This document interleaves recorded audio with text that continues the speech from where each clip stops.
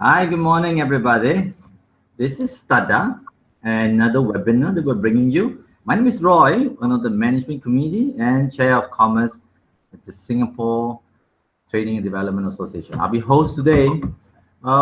Today, we are so privileged to have a world-class expert and highly respected speaker with us today, Professor Tomas Chamorro-Premuzic. I was practicing this for a while.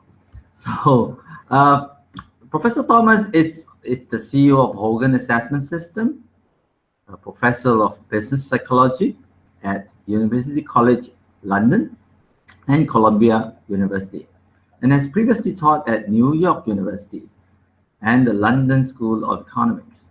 He is an international authority in psychological profiling, consumer analytics, and talent management. Dr. Thomas has published 8 books and over 120 specific scientific papers, making him one of the most prolific social scientists in his generation.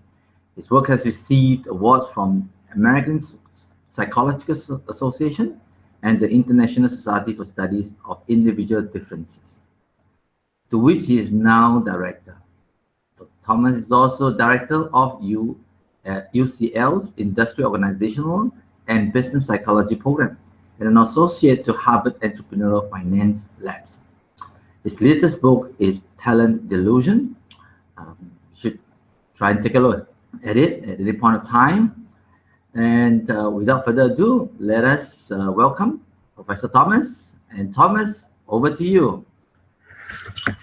Thank you very much for that kind introduction, and good morning, or good afternoon, or good evening to all your listeners. It's a privilege to be here. I'm going to try to share my screen now with you guys. My intention for the next 35 or 40 minutes is to go over some high-level remarks about the science of leadership. And I've kind of titled this presentation The Science of Leadership, Infrequent Answers to Frequently Asked Questions, because I think that's a very good summary of what I'm going to cover.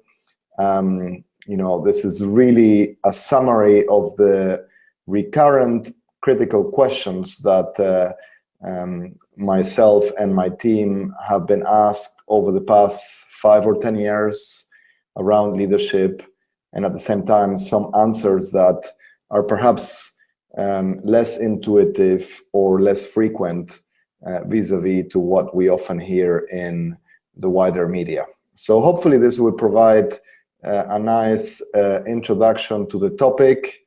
I'm hoping that this can kind of challenge some of the conceptions or expectations that your listeners will have about leadership, and then I'm really looking forward to taking on as many questions as possible from your listeners. So we couldn't start anywhere else but with at least an attempt to explain or describe what we really mean by leadership. And I think in this context, it's important to highlight the fact that for most people, when they talk about leadership, whether they are HR leaders, journalists, business analysts, or the wider public, most people equate leadership to a formal role, which can be boiled down to the person or a person who is in charge. And our view of leadership is rather different. It's that of a psychological process, a process of influence that enables a group or aggregate of individuals to become a high-performing team. And that process of influence is in the hands of individuals. So leadership is a process whereby a single individual can empower or enable groups to become high-performing teams. Now, those individuals may or not be formally in charge. They may or not be empowered with resources that actually exercise some level of formal power or coercion over the groups, but what they always have is this psychological capability of enlisting individuals to set aside their selfish and individualistic agendas to achieve something for the collective good or the benefit of the group. So it follows that many people who are in charge have no talent or little talent for leadership, and sometimes individuals who are not formally in charge have a lot of leadership talent or leadership potential. This is important because what we're doing here is to distinguish between the formality of the roles that entail, being actually in charge of others. Yes, you might have power over some other individuals, but maybe you can't influence them and change their attitudes or shape their beliefs. And sometimes, you can throw a bunch of people together in a room, give them a task, and even if you don't assign formal roles of power, or even if there isn't a formal hierarchy, some individuals will rise and will articulate the dynamics of that group such that it can become a team. Where does leadership come from? Well, this is an important point because we often get fixated on really, really recent phenomena underlying or pertaining leadership, and at the same time, we often overestimate the significance of temporary or recent factors, much like when we talk about, what does the future of leadership bring? We assume that nothing that has occurred in the past or nothing that has been of historical significance matter, and that we're living in an age where everything is new, and behavioral economists call this pro-innovation bias, is the tendency to overestimate the novelty factor of things. And actually, if you think about the origins or the roots of leadership, there is clearly an evolutionary basis. Leadership evolved over hundreds of thousands of years. You cannot trace any early manifestation of human society or human civilization without identifying three universal aspects of human life or of human civilization. The first is that humans have always lived in groups. They needed to live in groups to survive. The second is that every group has always had a hierarchy, a well-defined hierarchy, stating who is in charge and who follows. And the third is that every group has always had its formal system of meaning, which enables individuals to make sense of the world. And these three generalizations, which are the backbone of Robert Hogan's socioanalytic theory of leadership, are very influential, and it will be pointless or naive to assume that any modern or contemporary manifestation of leadership exists without these roots. So the image we're seeing now is clearly prehistorical and represents or illustrates a very early form of human civilization and groups that are trying to work together towards a common goal. Here it's to build a house. But at the same time, if you are looking at modern or contemporary leaders, whether it is Jeff Bezos running Amazon, Donald Trump running the United States, Angela Merkel running Germany, or indeed Jose Mourinho running Manchester United, the same fundamental or basic dynamics or grammatic rules that underlie teams and leadership exists, which is that fundamentally teams need leaders. Groups of people need leaders so that they can manage the tension between the desire to get along and their desire to get ahead. If you leave people to their own devices, they are essentially confused because they need each other to survive and they want to bond with each other, but they also want to compete with each other's.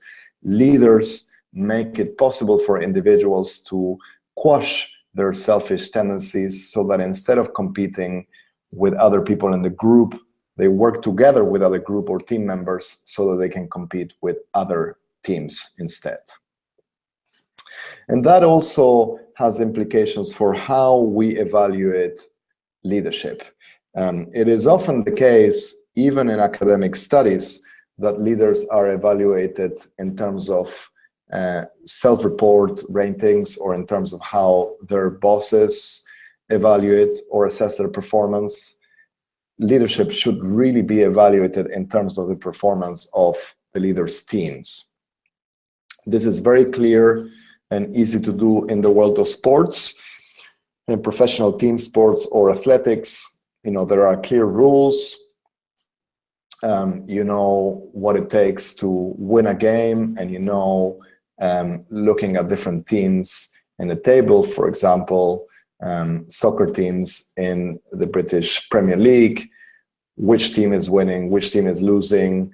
And it is often difficult to extrapolate from professional teams or athletics to the world of business.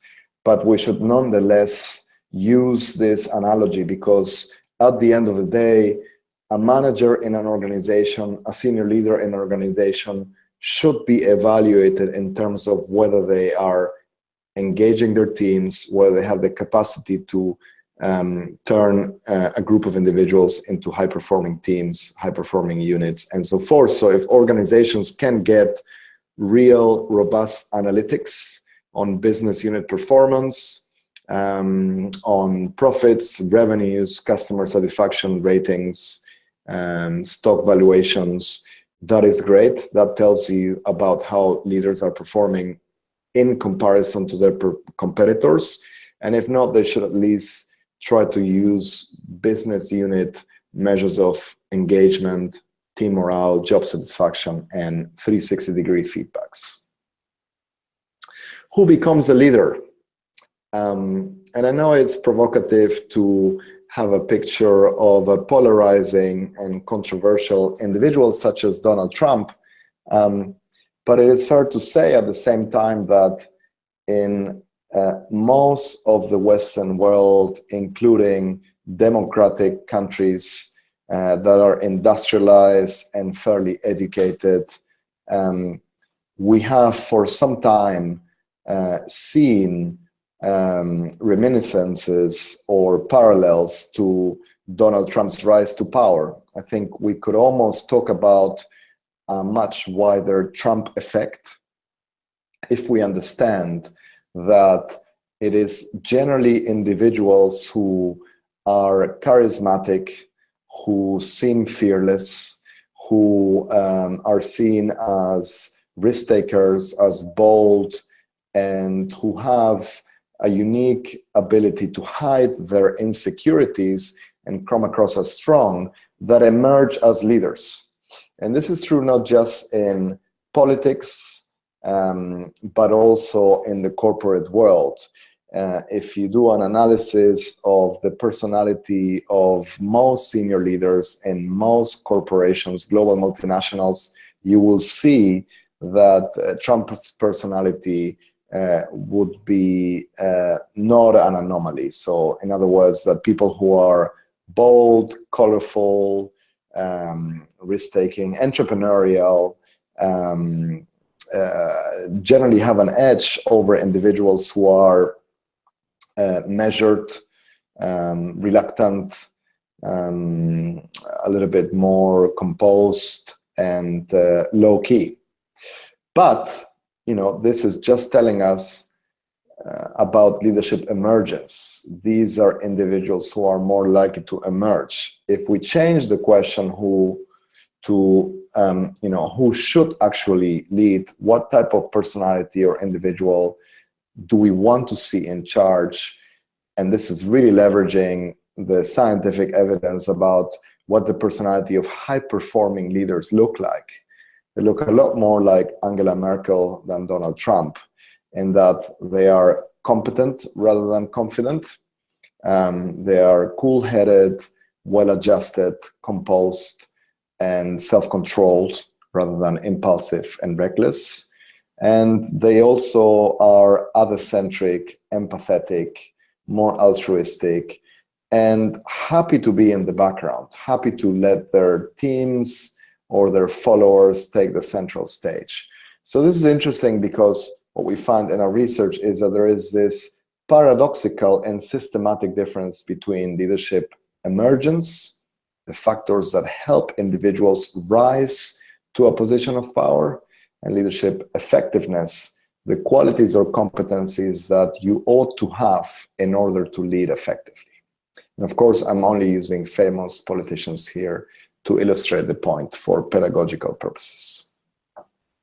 Perhaps the question that we're asked most often is whether leaders are born or made. And in psychology, the answer is always somewhat in the gray zone, so to say. It's always a little bit of both, or it depends, or excuse me, in this case, it will be that there is a combination of nature and nurture. Clearly, you wouldn't have infants or babies running Apple, Samsung, or Bank of America, but at the same time, science can be used to predict people's predisposition or likelihood to develop leadership competencies. And this is fairly commonsensical if we understand that about 40 or 50% of the variability or the variance in leadership effectiveness boils down to dispositional characteristics, personality, and intelligence, and about 50% of those qualities can be predicted before individuals are born. The best evidence here comes from behavior genetic studies, or studies that essentially compare identical and non-identical twins, and they show that identical twins on average are twice as similar to each other than non-identical twins, even when they have been reared apart. So, there are these 4 or 5 fairly large samples of identical twins that have been separated at birth. And when we assess them on leadership 40, 50, 60, 70 years after they're born, even though they've never met and they're in different parts of the universe or the world, they score almost identically in personality, intelligence, and indeed leadership potential. Conversely, if you compare the leadership qualities of parents and their adoptive siblings, adoptive offspring, so children who have no genetic similarity to their parents, where we would see only environmental influences, what we can see is that there's almost zero correlation. So basically, they're as similar to each other as 2 random individuals from the overall population. So that said, it's about 50% of the variability in leadership potential that can be accounted for by genetic factors. Maybe another 10, 15% is early environmental experiences that happen to children before the age of 5. The remaining 40% is environmental. We just don't know what that is. If the best psychologists in the world wrote a technical handbook or a manual to create the perfect leader, our recommendations would be very wishy-washy and unreliable, and we would probably not succeed. That doesn't mean that leaders can't develop. Leaders can develop. The best leaders in the world actually develop. They keep getting better as they mature and get more experience. And in my view, development is essentially about understanding your strengths and weaknesses, knowing what your personality characteristics are like, and not necessarily playing to your strengths, but actually mitigating your potential flaws or weaknesses. So let's say that I have leadership aspirations, and I realize that from a personality perspective, I'm highly impulsive, highly excitable, as most people in Argentina are, so you could blame it on the culture if you want. It would be pointless for me to try to become the Dalai Lama or a Buddhist monk. Nonetheless, being aware of my impulsivity and lack of self-control should really help me mitigate or inhibit certain behavioral tendencies in certain high-stakes settings. So, for example, I should realize that when an email from my boss or my coworkers or my clients makes me angry, I shouldn't reply straight away. I should pause for a bit, maybe go for a run, go for a swim, relax, calm down, and then respond in a positive way. That really is the footprint for development. It's hard to change your personality. It's hard to change who you really are, but you can change your behaviors. And more importantly, you can change the perceptions that people have of you, which means managing your reputation, how other people see you. This is also how self-management works. And one of the paradoxical issues with self-management is that it works more for some people than others, and those individuals tend to be the ones that need it the least. So if you see people who are very agile, flexible, or coachable is the word that I would use, they are more curious, they pay attention to negative feedback, they're more persistent, and in a way, they are the perfect client or customer of coaches. But those are also the people who need it the least. On the other hand, rigid, overconfident, incompetent bosses who are set in their ways, need coaching the most, need self-management the most, but they're almost uncoachable and unlikely to respond to these interventions. So they're immune to self and other management interventions. One of the most interesting questions that we have tried to answer over the years is the question of why so many leaders derail, especially smart leaders. People like Sepp Blatter, Dominic Strauss-Kahn, even Steve Jobs, if you look at the kind of mid stages of his careers. This is somebody who was fired twice from his own companies. Of course, he ended up being very successful and creating one of the most successful companies of all times. Nonetheless, what's interesting here about these characters is that there is no shortage of people who, from a competent, hard skills, resume, experience, expertise perspective, should be ideal leaders, and yet it's a personality who lets them down. And sometimes this can be understood as the product of exacerbated personality characteristics. My colleague Rob Kaiser likes to talk about how overused strengths can become weaknesses, and I think it's a very nice way to summarize the situation. So, for example, individuals who are ambitious can become greedy. Individuals who are confident can become bold, arrogant, or reckless. Individuals who are meticulous can become obsessional, and so forth. So if you take any trait, any psychological trait or competency, if you exacerbate it or take it to an extreme, it probably stops being a bright side trait and starts being a dark side trait. So do all leaders have a dark side?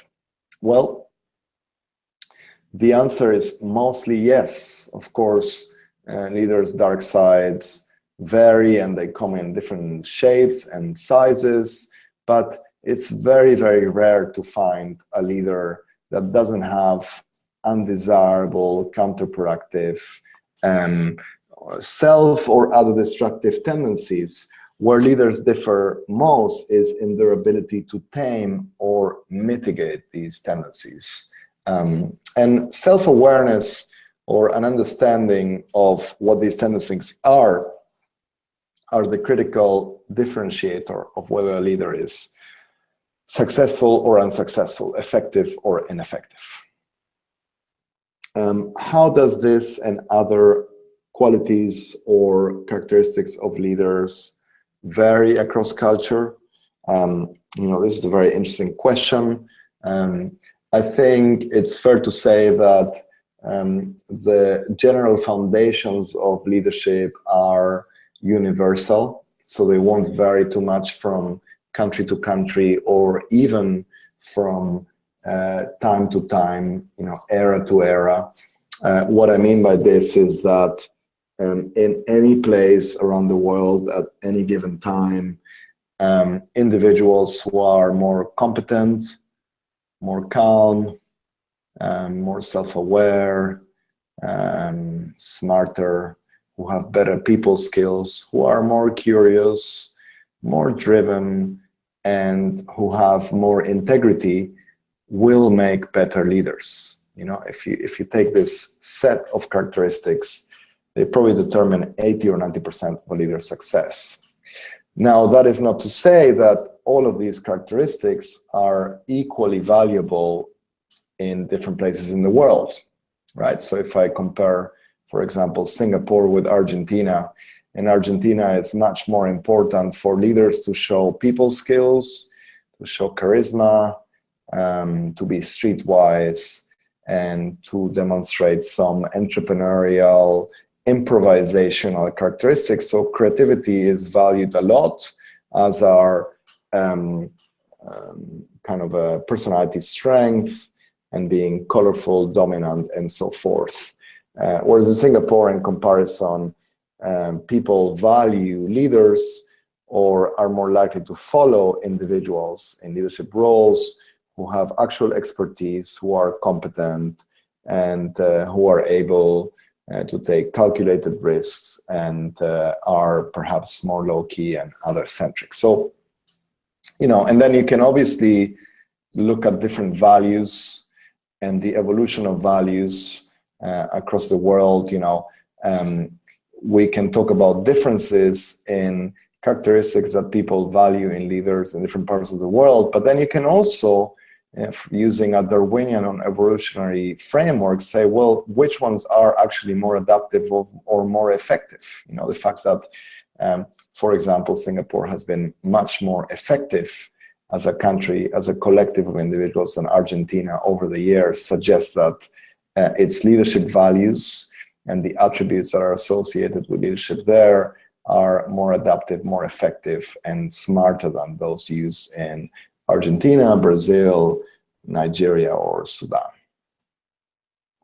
What about sex differences in leadership? Well, there are very, very small sex differences, and they pertain more leadership style than leadership effectiveness.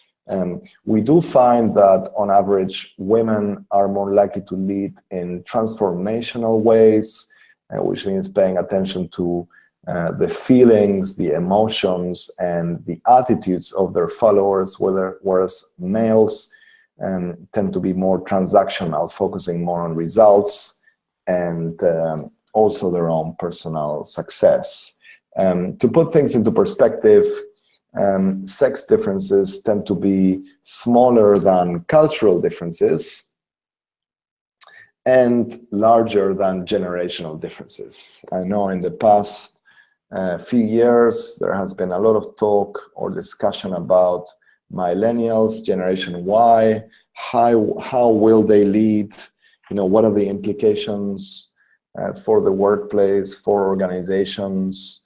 And again, in reality, mostly they are the same, and there are mostly similarities rather than differences between Generation Y and other generations. Now, so again, this means accepting the fact that more competent individuals, individuals who are more self-aware, have better people skills, have better judgment, are smarter, more driven, more ethical, and more curious, will still be better leaders.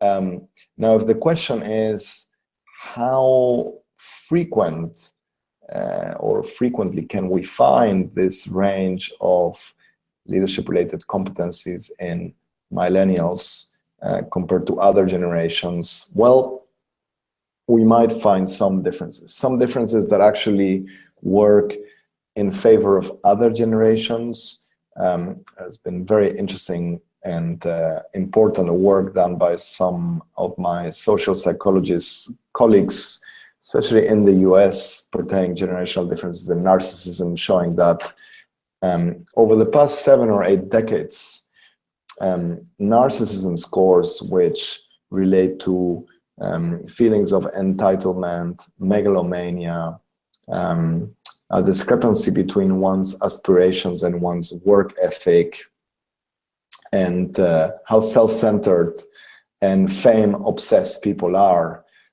All these things have been increasing over the past 7 or 8 decades. In America, the increase has mirrored the size of increases in obesity, so it's quite visible and significant, if not substantial.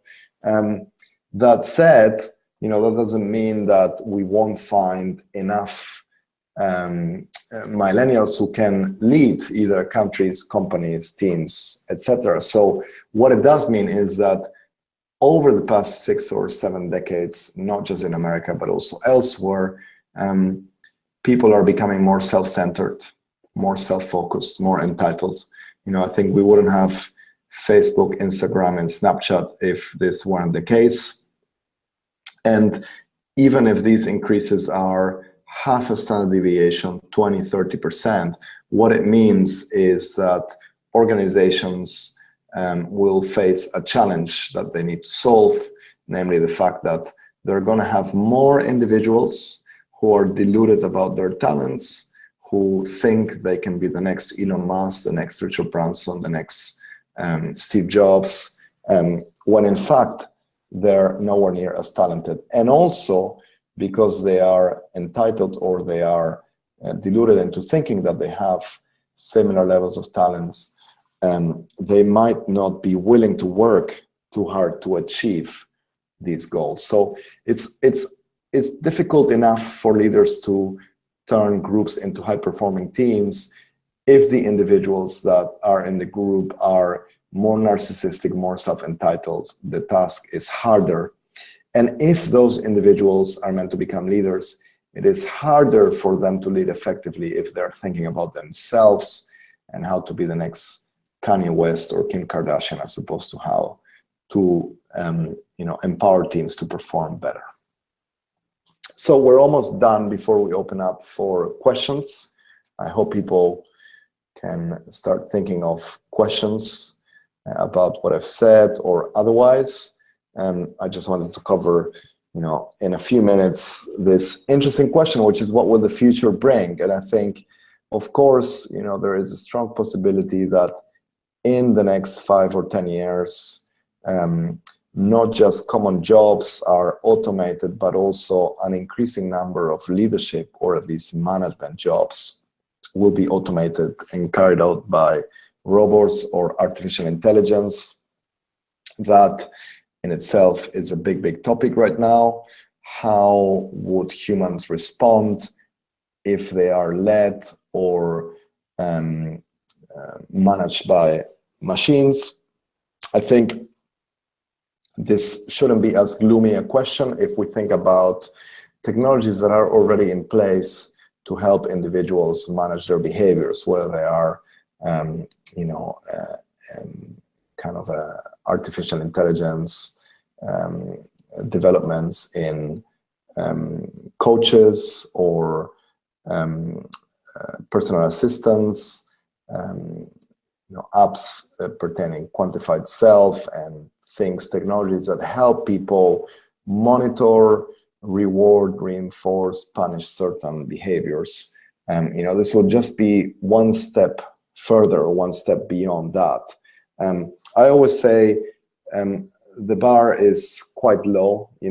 For most people around the world, most people who are lucky to have jobs around the world, they mostly report to individuals, so human bosses, who in most cases are just not very good. This is why employee engagement surveys keep on reporting that only about 30% of people are engaged, 70% are either disengaged or not engaged. This is why 70 or 75% of individuals are considered passive job seekers, so they're not openly looking for new jobs, but passively waiting and perhaps hoping for new opportunities.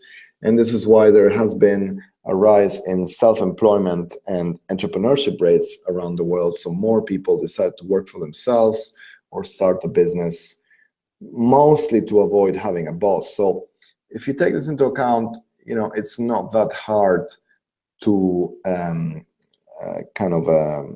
surpass that level of competence with machines, robots, or AI doing the job of leaders.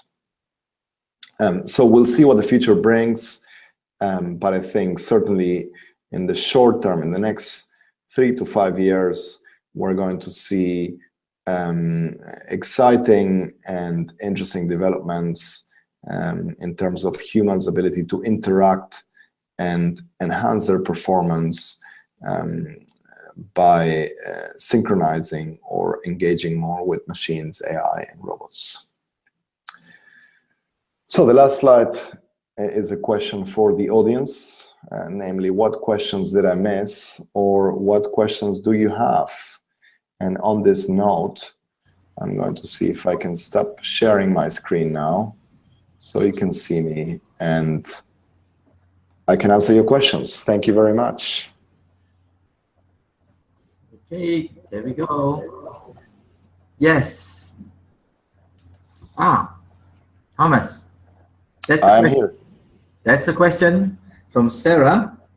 Yeah. And she's asking, what is the science of developing different leadership style to suit different situations? Yeah, it's a great question, and I think that's probably one of the better approaches to developing and coaching leaders. Assuming that leaders have those foundations that I described, so assuming that they are generally competent, that they have expertise, that they are fairly self-aware, creative, curious, smart, etc., then I think it is not just useful, but actually essential to equip them with different strategies or approaches to leadership. Because the reality is that the more senior those leaders are, the more they will need a wider repertoire of leadership and the ability to switch from being transactional in one situation to more transformational in others, the ability to be hands-off, but also hands-on, and so forth. And I think that there is quite a bit of research suggesting that these behavioral elements of leadership style can be coached and developed and enhanced by about 30%. Okay, so you can't take somebody from 0 to 100, but let's assume that somebody is average, they're in the 50th percentile, we can take them to the 70th or the 80th percentile. Certainly in some styles or some kind of leadership approaches when they are congruent with the personality.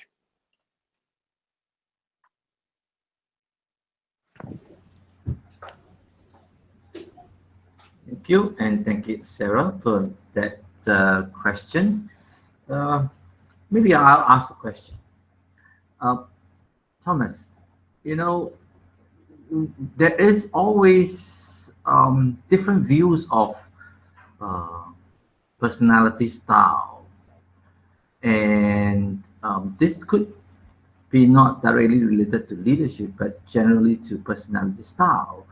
it's always a view of it being so real and it being so researched. But yet sometimes there are views that um, it's not coherent with it, meaning to say that they think that, well, it doesn't exist, or it's kind of, oh, I'm situational. So what are your views of it? Yeah, and this is a very old kind of debate, which I think it's the main reason for the debate is that concepts and the main ideas here are misunderstood. To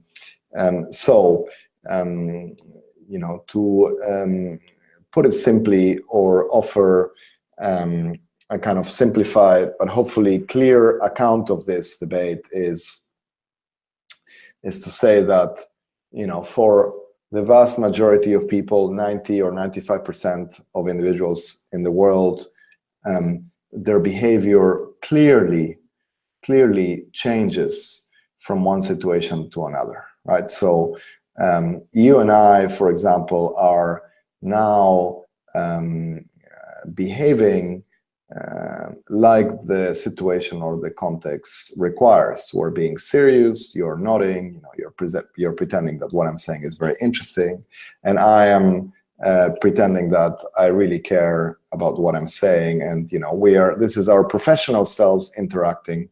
I wouldn't for a minute expect either you or myself to behave in the same way when we're with our close friends, families, relatives, socializing on a first date, or comfortable with a client or colleagues. But what's interesting is that is also true for everybody else. The context always changes people's behavior. So it is really when we evaluate different people in the same situation that individual differences, in other words, personality, emerges. So you can be in church, you can be in a cinema, you can be in a football stadium, you can be in a nightclub, you can be on an aeroplane, you can be anywhere you want. And even though the context is the same for everybody there, if you pay attention, you will see that people behave quite differently. Some people will be talking a lot in the cinema or in church. Some people will be quiet and calm in a nightclub. So what you can see, if you pay attention to these individual differences in context, is personality. And those personality qualities or traits that you see won't be totally unexpected. They will manifest themselves over and over again throughout different situations. In other words, you can think of personality as a person's probability to do X in a given situation. And if you understand and you accept the definition, then you can follow people around from different situations, and what makes them who they are, what makes them unique, and what makes them different from others, that is personality. If you're a nihilist and a skeptic or a situationalist and you disbelieve in this, then your working model is flawed, because you would assume that everybody is the same because of where they are. It would assume that in any given situation, people are exactly the same, that they are sheep, that they are the products of some common Marxist or communist system, or some behavioral kind of a theory that stimuli response, that there is no brain, no flexibility, no freedom to act. And what, the main reason why I decided to go into this field is because humans are remarkably unique, remarkably different, and no matter how strong the environment or the context is, there would still be a strong element of individuality, of uniqueness. And that's, what I spent the last 20 years studying. Yes, that's why I asked the question. Very good, very good. Yeah, I actually quite an advocate of the profile concept.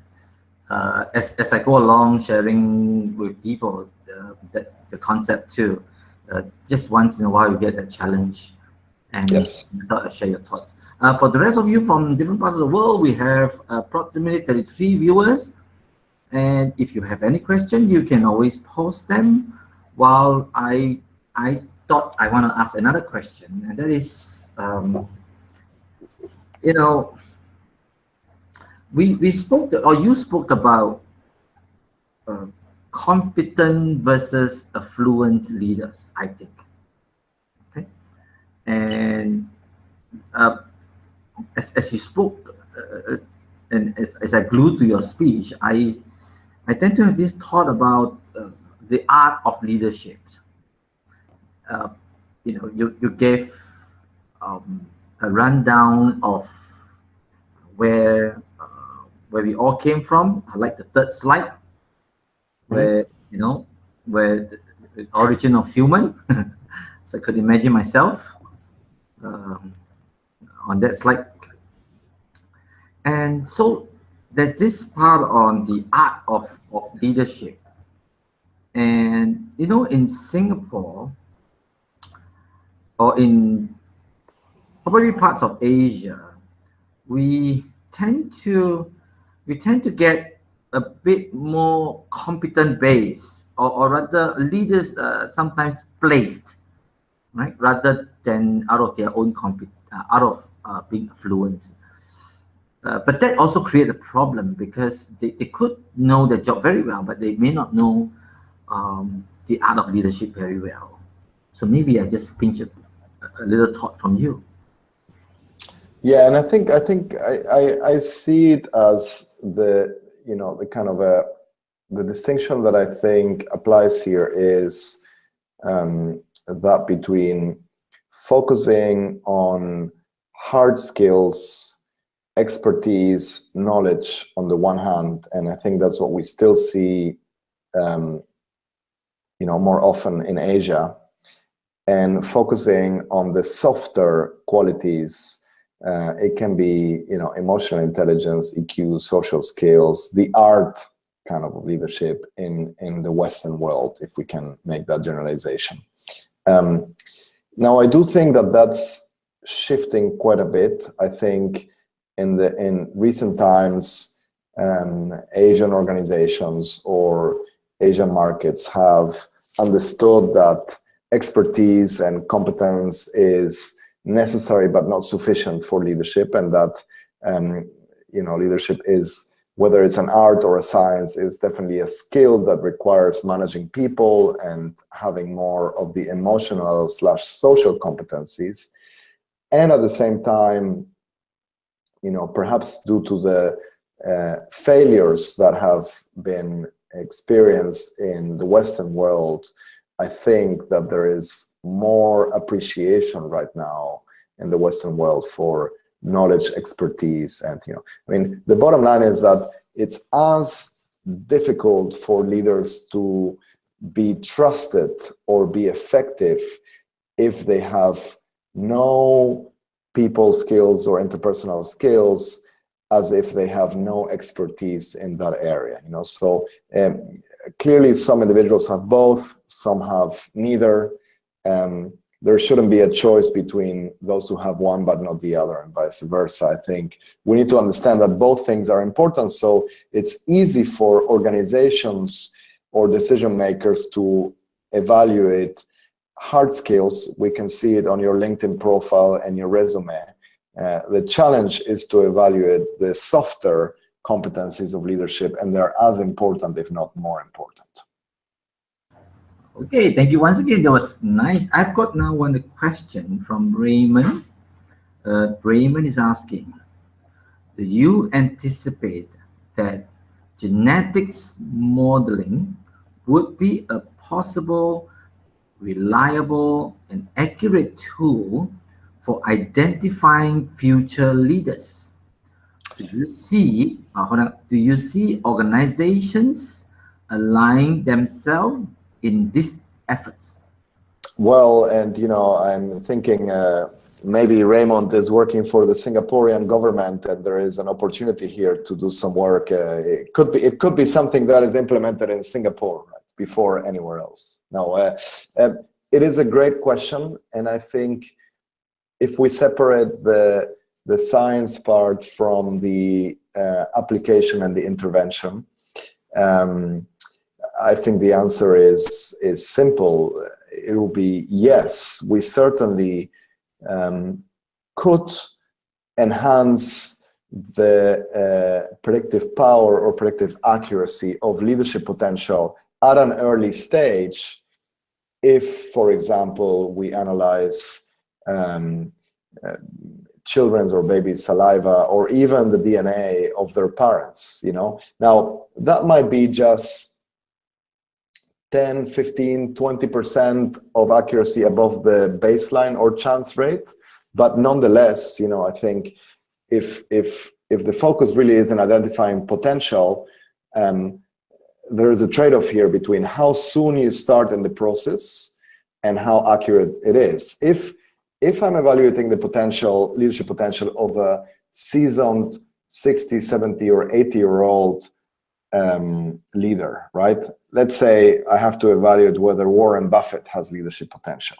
I don't need a psychometric test. I don't need DNA analysis, and I don't need much science. You only look at his track record and you can say, yes, this person. What happens if you look at a 40-year-old? Well, what happens if you look at a 20-year-old, at a 10-year-old, and you can go back and back in time, and then the risk and the noise is higher, but at the same time, we can leverage information about that person's genetic makeup. So the answer is, if there were no political, ethical, or legal restrictions, could we make an informed prediction, you know, on a baby's potential to be a president of a company or a country, and the answer is yes. It wouldn't be rocket science, it wouldn't be 100% accurate, but there's certainly some information we could gather from analyzing very early signals of that candidate's leadership potential. Yeah, yes, that was also nicely answered. Another question, you mentioned about Argentina being a little bit more, you know, jumpy. Would the different continent or would the different countries differ in some of the profiles, and why is it so? Mm-hmm, mm-hmm. Yes, and we do find differences. I think the differences are, you know, most interesting and meaningful when you look at countries that are very close to each other, right? So instead of comparing, you know, I know I use the comparison of Singapore versus Argentina, but they're, you know, many, many thousands of miles away, and there are so many different histories, ethnicity, religions, and so forth. It's most interesting actually to compare countries that are neighbors, you know. So what is the difference between Chile and Argentina, or Singapore and Malaysia, or the East Coast and the West Coast of North America, or France and Britain?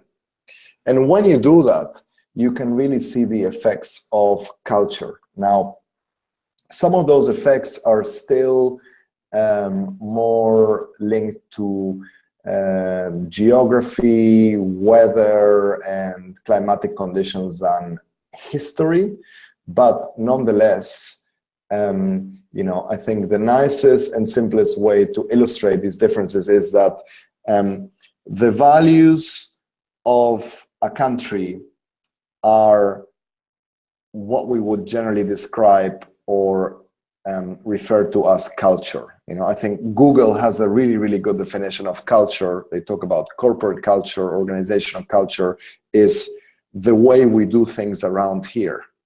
And that applies also to countries. You know, what is the culture of France versus Germany or Singapore? Well, what we mean by that is the way people behave or do things around here.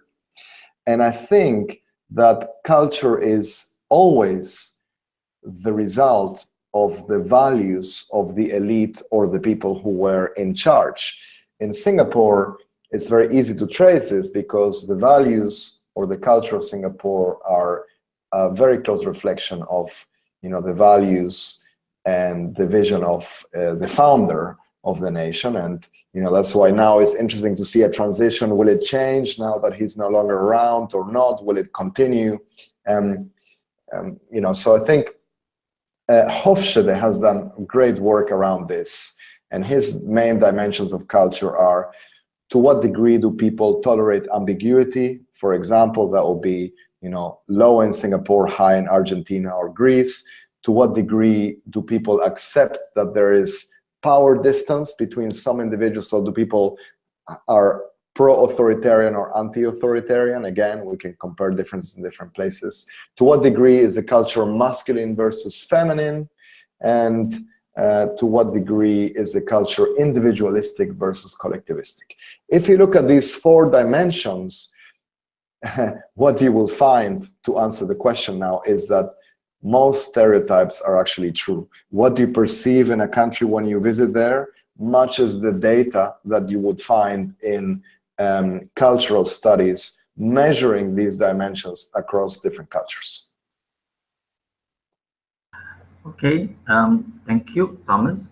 We've come to almost the end, but I thought I could ask you to just maybe give us a few more words of your thoughts about the future leadership context to close us off. Yeah, sure. And I think I think we're living in a very exciting age because first of all, the science of leadership is fairly mature. I mean, it's approaching 100 years of academic history, which means that we have an enormous wealth of evidence to actually answer the questions that I've been asked and other questions. And at the same time, technology is enabling organizations and decision makers to capture a lot of data to support decisions. And I think the opportunity for making evidence-based or data-driven decisions around leadership is now unprecedented. There is no excuse for playing it by ear. It is kind of disappointing and frustrating that still over and over again, when we talk to decision makers and HR leaders or talent management leaders about these topics, and we ask them, how do you know if a leader has potential, or how do you know if somebody has leadership talent? The most common answer is still, I know it when I see it, or well, you just know.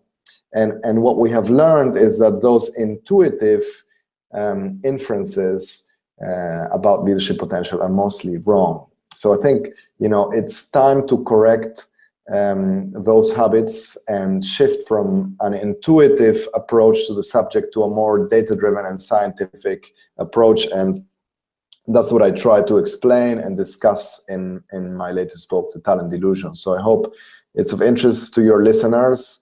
And I hope that this session has at least challenged some of their conceptions and helped them think about these very important topics that are really consequential in human affairs.